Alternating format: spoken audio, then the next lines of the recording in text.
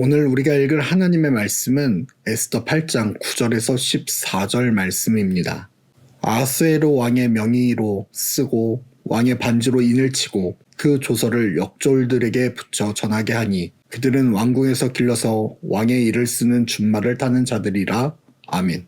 하나님의 역사를 바라보는 우리가 에스더 8장 9절에서 14절 말씀을 통하여 함께 살펴볼 주제는 같은 방식 다른 결과입니다. 하만에 의해서 유대인들을 말살하라고 반포되었던 왕의 문서가 이번에는 유대인들을 대적하는 모든 자들과 싸울 수 있고 그들의 재산을 차지할 수 있다는 문서로 바뀌어 반포되기 시작합니다.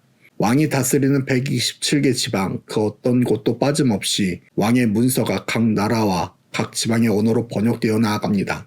가장 좋은 말을 타고 지방 곳곳에 퍼져나갑니다. 유대인들을 멸절하라고 말했던 그 모습 그대로 똑같은 방식으로 퍼져나가는 것을 보게 됩니다. 하지만 하만이 유대인들을 죽이고자 했던 방식은 에스더의 결단과 유대인들의 기도로 인하여 실패합니다. 험으로 돌아갑니다. 반면 유대인들을 살리고자 하는 방식은 결국 유대인들의 목숨을 살리고 그들이 죽임을 당하지 않는 방도가 됩니다.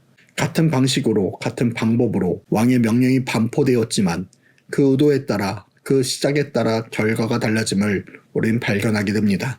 이는 우리가 세상을 살아가는 방식도 마찬가지입니다. 하나님을 믿는다고 해서 우리가 십자가의 길을 걷는다고 해서 우리가 성령의 임재 속에서 살아간다고 해서 세상을 살아가는 모습이 다르지 않습니다. 똑같은 학교를 다니고 직장 생활을 하고 가정을 이루고 친구들을 만나며 살아갑니다.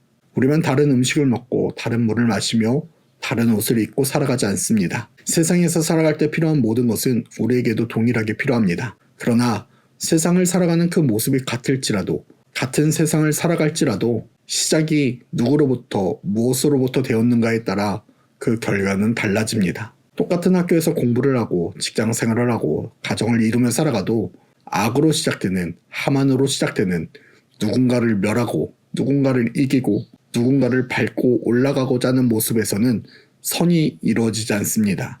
그 일은 반드시 내가 누군가를 밟고 올라간 만큼 누군가에게 상처를 입힌 만큼 나도 동일하게 경험하게 될 것입니다. 반면 사랑하기에 누군가를 살리기 위하여 누군가를 지켜내기 위하여 누군가의 목숨을 위하여 시작된 삶은 그 길이 험난해 보일 때도 있습니다. 박해와 고난이 찾아올 때도 있습니다. 마치 예수님이 우리를 사랑하셔서 우리를 죽음에서 구원하시고자 오셨지만 십자가에서 고난과 고통을 당하시면서 죽으셨던 것과 같이 말입니다. 하지만 그것은 결국 부활을 이루는 길이 되었고 하나님의 능력이 되었습니다. 마찬가지로 우리가 살아가는 세상에서 똑같이 돈을 벌고 일을 하고 공부를 하며 살아간다 할지라도 우리의 시작이 나의 정욕과 욕심을 채우기 위함이 아닌 복음으로 구원을 선포하기 위함이라면 누군가를 죽음에서 생명으로 인도하기 위함이라면 그 결과는 반드시 생명으로 이루어질 줄 믿습니다.